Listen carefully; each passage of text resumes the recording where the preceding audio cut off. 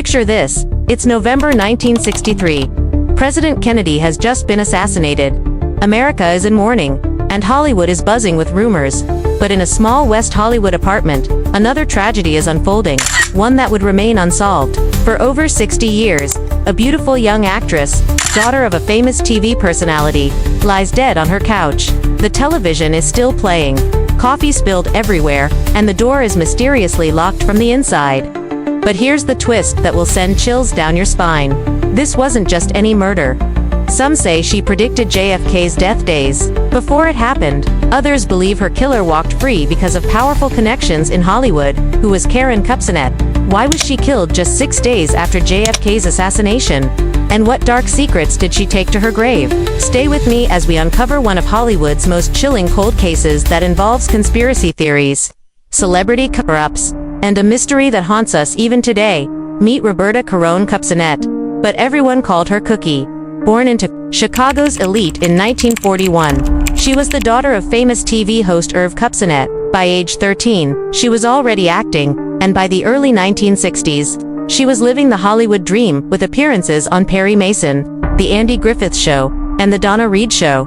But behind the glamorous facade, Karyn was battling demons that no one suspected. She was secretly addicted to diet pills and prescription medications.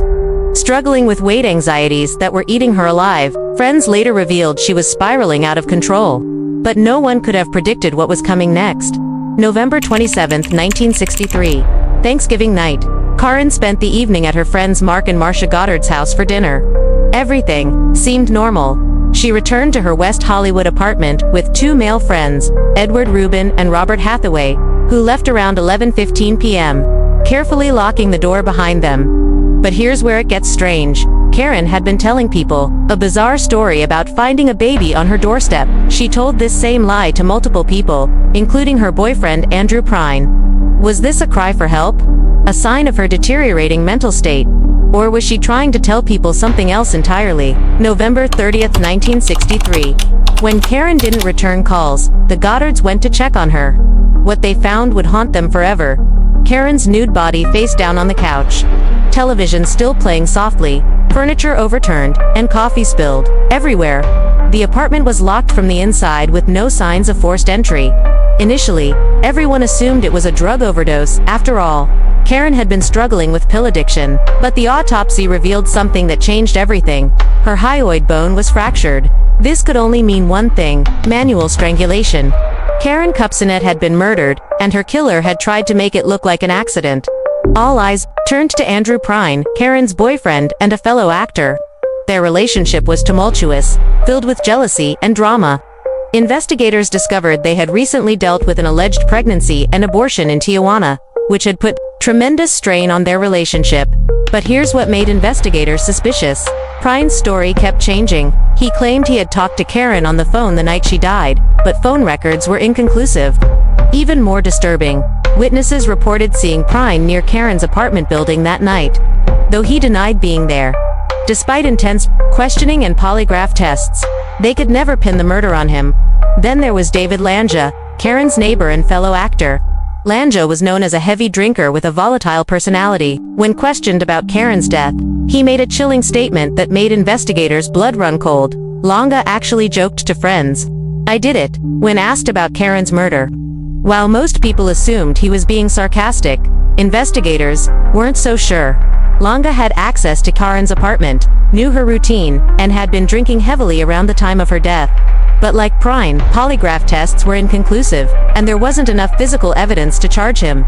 But the most shocking twist in this case involves President Kennedy's assassination. Some conspiracy theorists claimed that Karyn had somehow predicted JFK's death and had warned someone about it in a phone call just days before it happened.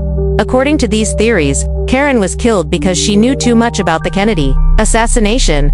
The timing just 6 days after JFK's death seemed too coincidental.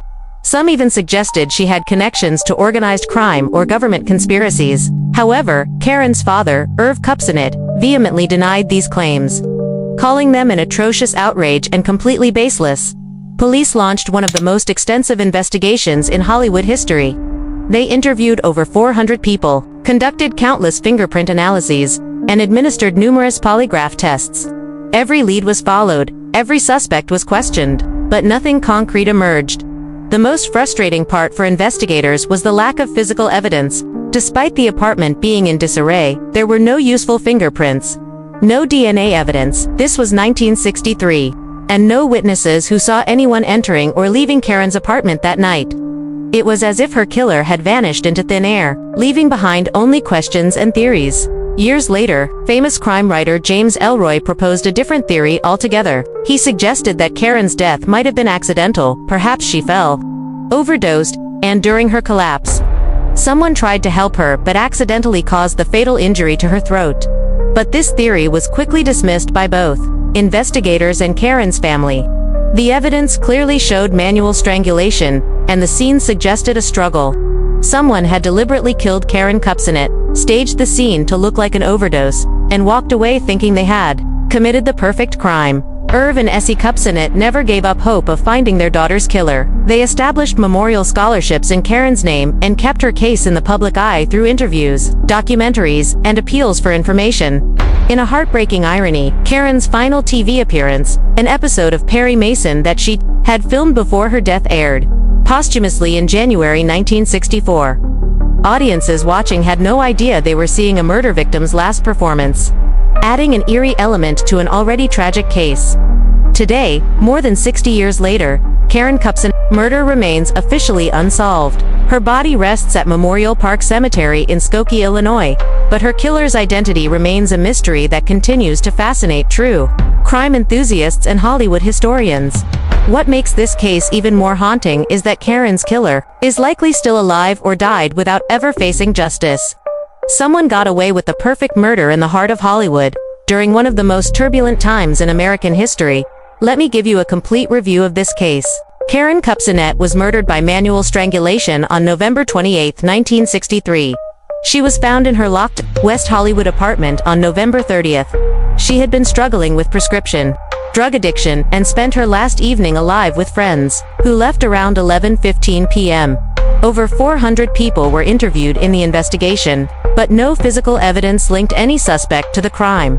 The primary suspects were Andrew Prine, her boyfriend who had motive due to their troubled relationship but passed polygraph tests, and David Lange, her neighbor, who joked about committing the murder and had access and opportunity. There were also theories about an unknown intruder, though no forced entry was found. The mysterious elements that still puzzle investigators today include the false story about finding a baby on her doorstep, the locked apartment with no forced entry, the staged overdose scene, and the timing so close to JFK's assassination.